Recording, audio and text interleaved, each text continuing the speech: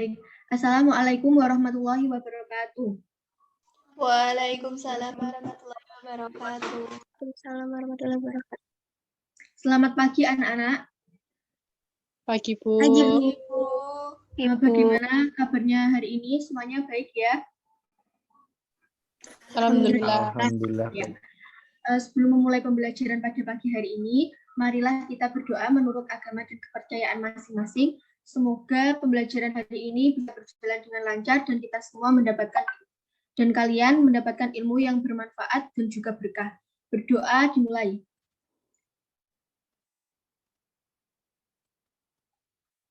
Berdoa selesai. Baik anak-anak, jadi silahkan mengisi link presensi yang sudah Ibu bagikan di grup WhatsApp. Waktu mengisinya mulai dari sekarang hingga nanti pembelajaran selesai. Nah, jadi pada pembelajaran pada pagi hari ini, Ibu akan mengajarkan materi mengenai teks ceramah. Sebelumnya kalian pasti sudah membaca mandiri mengenai materi yang sudah Ibu bagikan kemarin agar kalian memiliki bekal dalam pembelajaran di pagi hari ini. Nah, Ibu akan tes apakah kalian benar-benar sudah membaca atau belum. Ada pertanyaan yang ingin Ibu ajukan, yaitu kepada Nova. Sebutkan unsur-unsur dari teks ceramah. Yang pertama ada penceramah, kemudian materi yang disampaikan, metode atau cara penyampaian, dan media yang digunakan untuk melakukan ceramah. Begitu, Bu. Sudah baik ya, Mbak Nova. Jawabannya sudah benar, berarti Mbak Nova sudah membacanya dengan baik. Kemudian Ibu mau bertanya kepada Mbak Anissa Kurniati.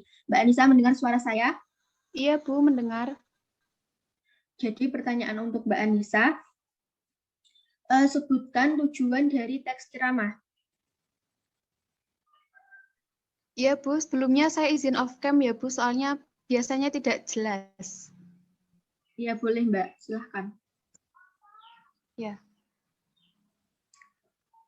Jadi, tujuan dari teks ceramah secara singkat itu dapat dibagi menjadi 4. Yang pertama, untuk menyampaikan informasi kepada pembaca. Yang kedua, untuk membujuk atau melakukan ajakan kepada pembaca. Kemudian yang ketiga, untuk menumbuhkan keyakinan dan menggambarkan atau melukiskan suatu keadaan kepada pembaca. Seperti itu, Bu. Ya, sudah benar. Terima kasih ya Mbak Anissa dan Mbak Nova. Jadi Ibu anggap kalian sudah membaca materi yang Ibu bagikan kemarin di WhatsApp grup secara mandiri ya.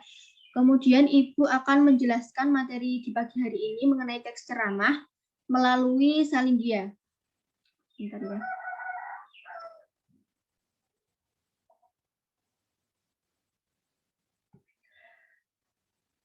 Apakah sudah terlihat anak-anak? Ya, baik.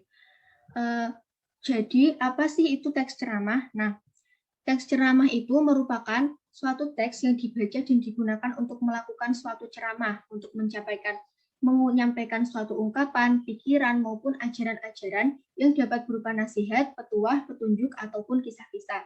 Nah, jadi teks ceramah ini disampaikan oleh seorang penceramah. Penceramah sendiri itu merupakan orang yang melakukan suatu ceramah. Nah, informasi yang disampaikan itu dapat berupa informasi mengenai ilmu pengetahuan maupun informasi mengenai informasi umum. Kemudian struktur teks ceramah. Nah, struktur teks ceramah ini ada 3. Yang pertama yaitu pendahuluan, kemudian isi, dan yang terakhir yaitu penutup. Pendahuluan ini sering juga disebut dengan tesis. Nah, pendahuluan ini berisi mengenai pengenalan isu, masalah, maupun topik yang akan dibahas ketika melakukan suatu ceramah. Kemudian yang kedua isi. Nah, isi ini merupakan berupa rangkaian argumen-argumen dari seorang penceramah yang berkaitan dengan topik yang ingin disampaikan. Bagian ini biasanya mengungkapkan juga fakta maupun data yang ingin disampaikan oleh penceramah untuk mendukung argumen-argumen yang disampaikan. Struktur yang terakhir yakni penutup atau penegasan kembali. Penutup ini merupakan penegasan kembali mengenai apa yang disampaikan dalam ceramah. Hal ini bertujuan untuk memastikan ceramah itu benar-benar sampai kepada para pendengar. hingga diingat oleh para pendengarnya. Selain itu, ceramah ini bisa terkenang oleh pendengarnya dan juga bisa mempengaruhi para pendengarnya. Selanjutnya yaitu ciri kebahasaan teks ceramah. Yang pertama yaitu banyak memakai kata ganti orang pertama. Kata ganti orang pertama ini banyak digunakan dalam teks ceramah. Contoh kata ganti orang pertama diantaranya seperti aku, saya, kemudian kami, dan lain-lain. Yang kedua yaitu banyak menggunakan kata teknis. Nah, kata teknis ini juga biasa disebut dengan kata peristilahan. Kata teknis ini disesuaikan dengan topik yang dibahas. Contohnya, ketika kita membahas suatu topik tentang kebahasaan, maka kata-kata teknis yang sering muncul, yaitu seperti prosa, puisi, kemudian cerpen, majas, dan juga dan lain-lain. Kemudian yaitu menggunakan kata-kata yang menunjukkan sebab akibat. Kata-kata yang menunjukkan sebab akibat ini diantaranya yaitu demikian, akibatnya, oleh karena itu, maka dari itu, sebab itu, dan lain-lain. Yang selanjutnya yaitu banyak memakai kata kerja mental. Nah, kata kerja mental yang digunakan dalam teks ceramah ini contohnya seperti memprihatinkan, memperkirakan, berasumsi, menyimpulkan, dan juga berpendapat. Selanjutnya yaitu menggunakan kata-kata persuasi. Kata-kata persuasi ini digunakan untuk mengajak atau membujuk para pendengar. Contohnya, mari, kemudian diharapkan, sebaiknya, hendaklah, haruslah, dan lain-lain. Yang terakhir yaitu banyak menggunakan kalimat majemuk bertingkat.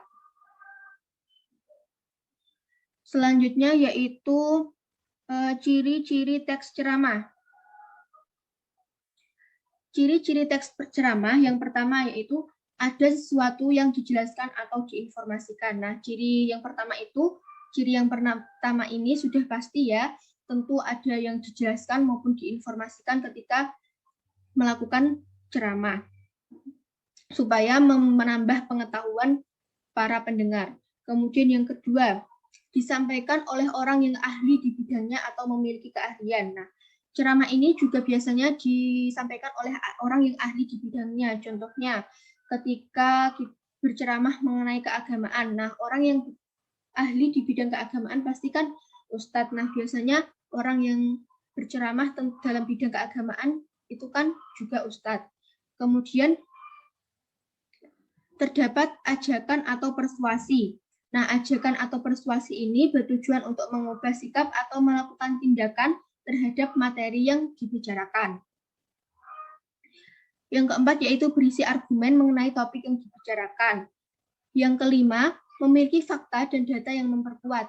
Nah, fakta dan data ini biasanya disampaikan dalam bagian isi ceramah untuk memperkuat argumen-argumen yang disampaikan oleh seorang penceramah. Kemudian yang terakhir, terdapat komunikasi dua atau banyak arah. Nah, dalam melakukan ceramah tentunya harus ada komunikasi minimal dua arah. Jangan hanya satu arah saja, contohnya dengan memberikan izin audiens untuk berpendapat, kemudian menatap para audiens agar mereka itu merasa diperhatikan. Selanjutnya yaitu tujuan dari ceramah. Yang pertama yaitu informatif. Tujuan informatif ini berkaitan dengan mengenai suatu hal, sehingga pendengar tujuan informatif ini bertujuan untuk memberikan informasi kepada para pendengar atau audiens mengenai suatu topik yang dibahas oleh penceramah, sehingga para pendengar itu mengerti apa yang ada dalam ceramah tersebut dengan baik dan benar. Kemudian yang kedua, tujuan persuasif. Nah, tujuan persuasif ini yaitu berkaitan untuk membujuk para pendengar agar mereka itu melakukan tindakan atau mengubah sikapnya sesuai apa yang diucapkan oleh penceramah. Tujuan yang ketiga yaitu argumentatif. Dalam tujuan argumentatif ini, penceramah berusaha untuk meyakinkan pendengar mengenai suatu hal atau topik yang dibicarakan. Yang keempat yaitu tujuan deskriptif. Deskriptif ini, dalam tujuan deskriptif ini para penceramah berusaha untuk menggambarkan atau melukiskan suatu hal mengenai topik yang dibicarakan. Yang kelima yaitu tujuan rekreatif. Nah, pada tujuan rekreatif ini, penceramah biasanya berusaha untuk menghibur para pendengar agar mereka itu tidak merasa bosan dan juga mereka lebih senang mendengarkan ceramahnya. Kemudian tujuan yang terakhir yaitu tujuan naratif. Naratif ini bertujuan untuk menceritakan suatu hal kepada para pendengar. Selanjutnya yaitu unsur-unsur ceramah. Nah, ceramah tentu ada unsur-unsurnya, yaitu unsur-unsur tersebut diantaranya ada penceramah, kemudian ada pendengar, materi yang disampaikan, kemudian media, dan yang terakhir ada metode. Ibu akan menjelaskan unsur yang pertama yaitu penceramah. Nah, apa sih penceramah itu? Jadi penceramah ini adalah orang yang melakukan kegiatan ceramah. Orang ini biasanya memiliki ilmu yang mumpuni terhadap materi yang diberikan kepada para pendengar. Yang kedua yaitu pendengar. Pendengar ini merupakan orang yang menerima nasihat dari penceramah. Pendengar ini biasanya siapa saja, tidak terikat atau terbatas oleh umur, jenis kelamin, status sosial, kemudian wilayah, dan lain-lain. Kemudian materi. Tentu dalam ceramah sudah pasti harus ada materinya. Materi ini merupakan suatu bahan yang akan disampaikan oleh seorang penceramah. Yang keempat yaitu metode. Nah, metode ini merupakan suatu cara yang digunakan oleh seorang penceramah untuk menyampaikan materi ceramahnya. Metode ini diantaranya yaitu impromptu. Yang pertama impromptu. Metode impromptu ini yaitu metode tanpa persiapan. Jadi nanti penceramah tanpa melakukan persiapan apapun sudah bisa melakukan ceramahnya. Nah, biasanya itu metode ini sudah dilakukan oleh orang-orang yang ahli dalam bidangnya. Kemudian yang kedua ada metode menghafal. Metode ini yaitu dilakukan dengan cara mempersiapkan naskahnya, kemudian melakukan hafalan dan juga melakukan hafalan, kemudian penceramah dapat menyampaikan ceramahnya. Yang ketiga yaitu dengan cara membaca naskah, yakni para penceramah tersebut menulis naskahnya, kemudian ketika berceramah mereka membaca naskah tersebut dengan lengkap. Kemudian yang terakhir yaitu ekstemporan. Metode ekstemporan ini penceramah hanya mencatat poin-poinnya saja, kemudian nanti ketika mereka berceramah, mereka menjelaskan poin-poin tersebut secara detail dan jelas kepada para pendengar. Setelah metode, unsur yang lainnya yaitu media. Nah, media ini merupakan alat yang digunakan. Media ini merupakan alat yang digunakan ketika berceramah. Ceramah ini kan tidak hanya dilakukan secara langsung. Nah, seiring dengan perkembangannya zaman, ada juga ceramah dilakukan dengan direkam saja. Kemudian nanti penceramah bisa mengunggahnya melalui YouTube, kemudian televisi maupun melalui Instagram. Selanjutnya yaitu langkah-langkah menyusun teks drama. Nah, ketika menyusun teks drama ada langkah-langkah yang harus diperhatikan. Di antaranya yaitu yang pertama menentukan topik. Nah, menentukan topik ini merupakan langkah awal yang harus dilakukan dalam menyusun teks drama. Topik yang diambil tersebut bisa berupa keterampilan, kemudian keahlian, pengalaman pribadi penceramah, hobi penceramah, pelajaran, pendapat pribadi, maupun topik yang lainnya. Kemudian langkah yang kedua, merumuskan tujuan ceramah. Ketika menyusun teks ceramah harus mengetahui apa sih tujuan yang ingin dicapai ketika melakukan ceramah nantinya. Tujuan tersebut bisa berupa untuk menyampaikan informasi, kemudian mengajak pembaca, menghibur, kemudian membujuk pembaca, dan lain-lain. Yang ketiga yaitu menyusun kerangka ceramah. Nah, kerangka ceramah ini tentu dibutuhkan dalam menyusun teks ceramah. Kita harus mengetahui kerangkanya, yaitu poin-poinnya apa saja nanti yang harus disampaikan ketika berceramah dan lain-lain. Kemudian yang keempat, menyusun ceramah berdasarkan kerangka. Nah, setelah menyusun kerangkanya, poin-poinnya kan sudah ditulis. Kemudian kita menyusun ceramah berdasarkan kerangkanya. Di bagian pendahuluan nanti bisa dijelaskan, kemudian isi, dan juga penutup nanti bisa dijabarkan untuk dilakukan suatu ceramah. Yang kelima yaitu menyunting teks ceramah. Nah, tujuan dari penyuntingan teks ceramah sendiri ini merupakan bertujuan untuk menghindari suatu kesalahan-kesalahan yang mungkin dilakukan. Kemudian, langkah-langkah penyuntingan teks ceramah.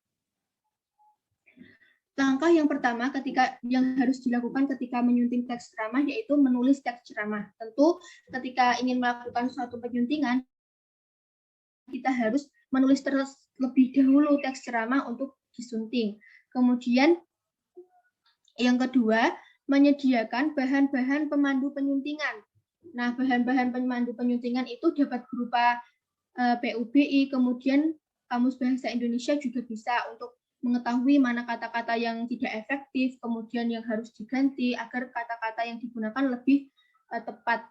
Kemudian memperhatikan bahan suntingan secara cermat. Jadi kita harus benar-benar memperhatikan bahan suntingan tersebut secara cermat dan juga baik agar tidak ada kesalahan lagi. Kemudian memprediksi kesalahan yang terdapat dalam bahan suntingan. Dalam menyunting teks ceramah tentu kita harus memprediksi kesalahan-kesalahan apa saja yang terdapat dalam bahan suntingan tersebut. Nah, itu tadi materi yang Ibu sampaikan mengenai teks ceramah. Sampai di sini ada yang ingin bertanya, anak-anak?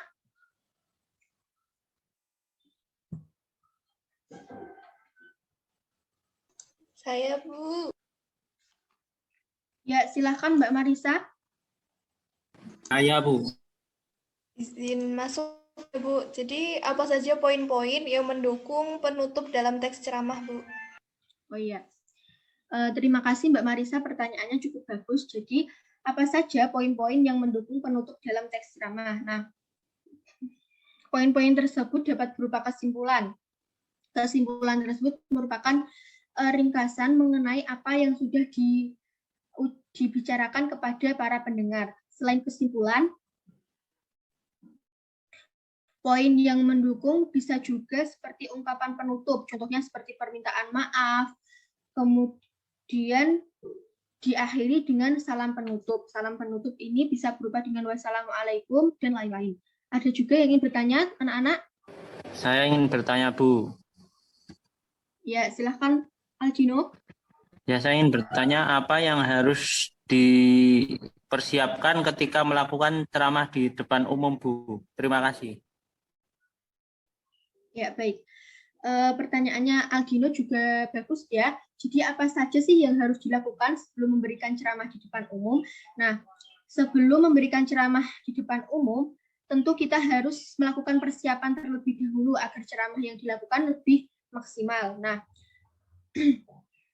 persiapan tersebut dapat berupa kita harus mengetahui pendengar itu secara umum. Contohnya seperti sebagian besar pendengar itu siapa ya? Contoh, kalau pendengarnya anak-anak, nanti bahasanya juga harus disesuaikan dengan bahasa anak-anak. Kemudian, mengetahui lama waktu atau durasi dalam ceramah, agar ceramah yang disampaikan itu tidak terlalu banyak maupun tidak terlalu singkat. Kemudian, menyusun kata-kata yang mudah dipahami. Nah, kata-kata yang mudah dipahami ini sangat penting. Ketika kita melakukan ceramah, tentu kita harus menggunakan kata-kata yang mudah dipahami agar para pendengar itu memahami apa yang kita sampaikan.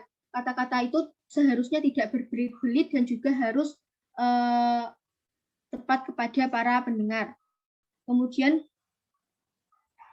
mengetahui jenis ceramah dan tema acara. Sebelum melakukan ceramah, tentunya kita harus mengetahui acara apa yang akan acara yang akan kita berikan ceramah. contohnya dalam acara keagamaan, contohnya dalam acara pengajian. Nah, tentu tema yang diambil itu pasti berkaitan dengan keagamaan. Kemudian yang terakhir, menyiapkan bahan-bahan pelengkap ceramah. Seperti itu, Mas Aldino, apakah dapat dipahami? Ya, Bu. Bisa dipahami. Terima kasih. Ya, sama-sama. Ada lagi yang ingin bertanya, anak-anak? Saya izin bertanya, Bu. Ya, silakan, Pia, menyampaikan pertanyaannya. Baik, terima kasih, Bu. Jadi, pertanyaan saya, apa saja ciri-ciri ceramah yang baik? Itu, Bu. Oh iya. Jadi pertanyaan dari Mbak Pia adalah apa saja ciri ceramah yang baik. Nah, ceramah yang baik itu merupakan ceramah yang dapat memberikan kesan positif kepada para pendengar. Adapun ciri-ciri ceramah yang baik yaitu isinya mengandung kebenaran yang pertama. Kemudian yang kedua, cara penyampaiannya sesuai dengan para pendengar. Yang ketiga, menciptakan suasana yang efektif dengan para pendengar. Kemudian penyampaiannya jelas, tepat, dan juga menarik. Dan yang terakhir yaitu menggunakan intonasi, artikulasi, dan volume yang jelas. Seperti itu, Mbak Pia. Baik, Bu. Terima kasih. Ya, sama-sama. Nah, sebelum Ibu memberikan tugas kalian untuk menyusun naskah teks ceramah, Ibu sudah memberikan link video di WhatsApp group. Silakan untuk disimak dengan baik-baik ya. Apakah sudah disimak?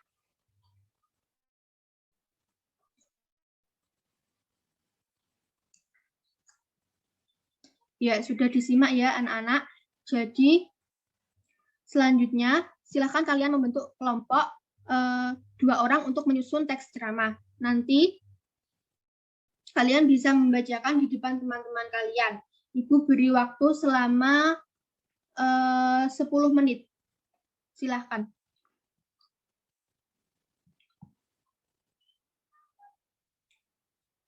Sudah 10 menit ya anak-anak.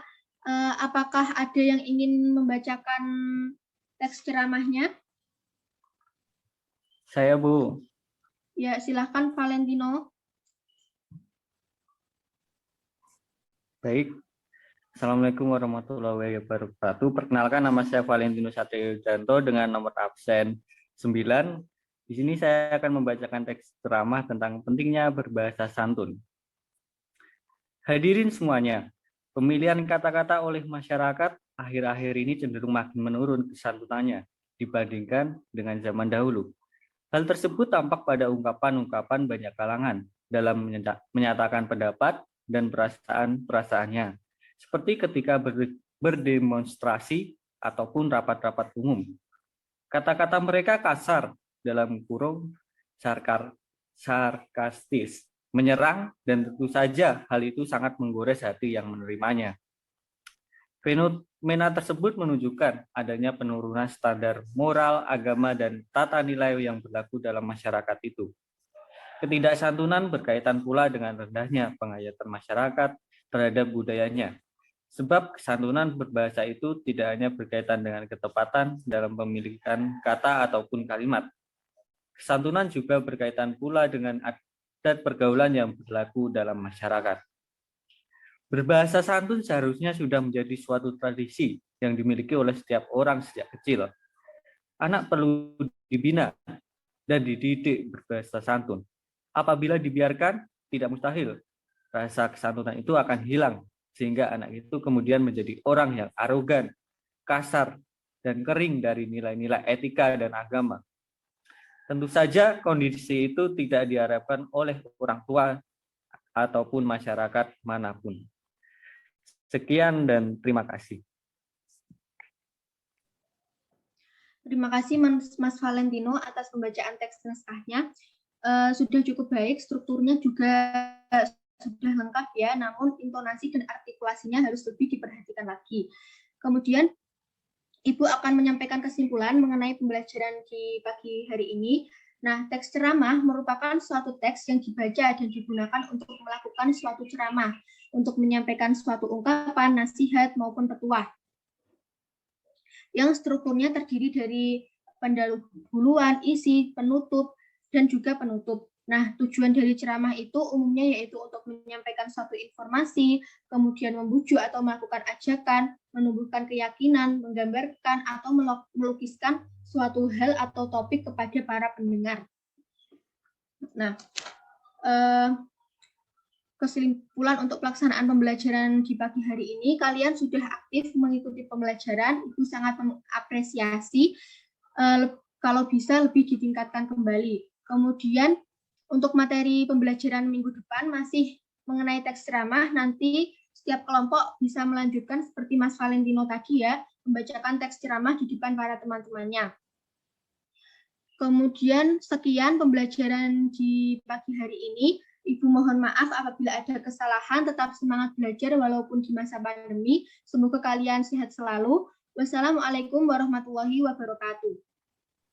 Waalaikumsalam warahmatullahi wabarakatuh. Terima kasih, Bu. Terima kasih, Bu.